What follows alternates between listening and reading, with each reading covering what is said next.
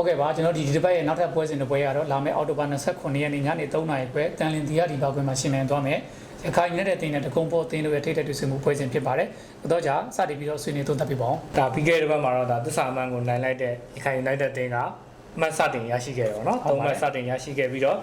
အဆင့်7ကိုတစ်ဆင့်တက်လန်းခဲ့တယ်ပေါ့နော်။ဒါပေမဲ့ဒီပွဲလေးကတော့တော်တော်လေးကိုရခိုင်တင်းအတွက်တော်တော်လေးယုံကြည်မှုတွေမြင့်တက်သွားပြီးတော့ရသွားတဲ့ပွဲပေါ့နော်။အင်းအားနဲ့အင်းပြန်လဲရရှိလာတဲ့ပွဲလို့ကျွန်တော်လည်းသုံးသပ်ချင်တယ်ပေါ့နော်။လေရွေးစင်ပွဲတွေကြောင့်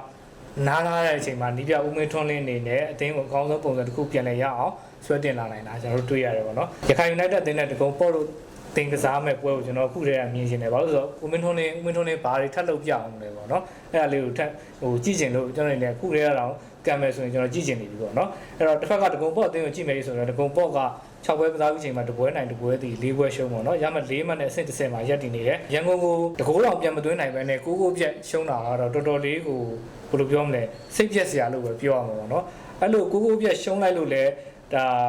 -16ဂိုးထိထွက်သွားတယ်ပေါ့နော်အဲ့16ဂိုးကကျွန်တော်တို့တကယ်မိုးရဲကြီးတဲ့ဟိုဥပမာတန်းစင်းစုံနဲ့အမှတ်တွေကတ်နေတဲ့ဟေ့ဆိုရင်အမှတ်တူခဲ့ရင်တော့ तू က-16ထိထွက်ထားတာဖြစ်တဲ့အတွက်အဲ့တော့ तू အောက်ရောက်သွားနိုင်တယ်ပေါ့နော်အမှတ်တူခဲ့ရင်တော့အဲ့တော့အရန်ပေးကိုတွေများတာကအတင်းအတွက်တော်တော်လေးကိုမကောင်းဘူးပေါ့နော်ပါတယ်ဒီပွဲမှာနှစ်သင်းစလုံးပြပကစားသမားတွေပါတယ်ဆိုပေမဲ့ကျွန်တော်ကတော့တကယ်စူးစမ်းပြီးတကယ်ကစားရင်တပုံပေါ်ကပြပကစားသမားတွေကိုပို့ပြီးတော့ကြိုက်တယ်တကယ်လည်းကောင်းတယ်တကယ်လည်းဒါတကွန်စတာနဲ့ပွဲမှာဆိုတော်တော်လေးအလုပ်ဖြစ်တာတွေ့ရတယ်တွေ့ကြုံမှရလည်းသိအဲ့ဒါတော့ကျွန်တော်တော်တော်လေးဘယ်လိုပြောမလဲပြပကစားသမားချင်းရှင်တော့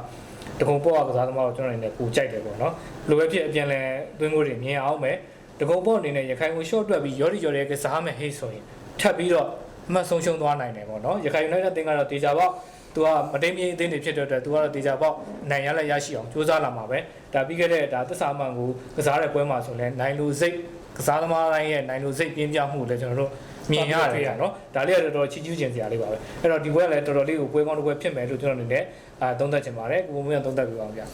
ဟုတ်ကဲ့ပါအဲ့ရခိုင် United တင်ကတော့ဒါစောစောကပြောသလိုမျိုးပဲသူတို့အနေနဲ့တန်လင်းတီဟာဒီပါကွင်းမှာဒါပထမအဦးဆုံးကစားတဲ့ပွဲမှာပဲအနိုင်3မှတ်နဲ့3ဂိုးပြတ်အနိုင်ရခဲ့တယ်ဒါအဖွင့်လွှတ်သွားတယ်လို့ပြောလို့ရတယ်အခုဒီချိန်မှာလည်းပဲဒီတီဟာဒီပါကွင်းမှာပဲထပ်ပြီးတော့ရှင်ပြိုင်မယ်ကွင်းရဲ့အထားကိုလည်းတည်သွားပြီးဒီပြန်ပဲအတင်းရလည်းပဲရလက်စီလောလောဆယ်တော့မကောင်းဘူးဖြစ်နေတယ်သူတို့အတင်းရလည်းလက်ရှိမှာအနိုင်ရပြီးတော့စိတ်တက်လေးရလည်းတက်ကြွနေတဲ့အချိန်မှာတော့ဟိုထပ်ပြီးတော့ရှင်ပြိုင်မယ်ပွဲစီချိန်လေးကိုဆက်လက်တည်သွားနိုင်မလားဆိုတော့ဆက်လက်ပြီးတော့စောင့်ကြည့်ရမယ်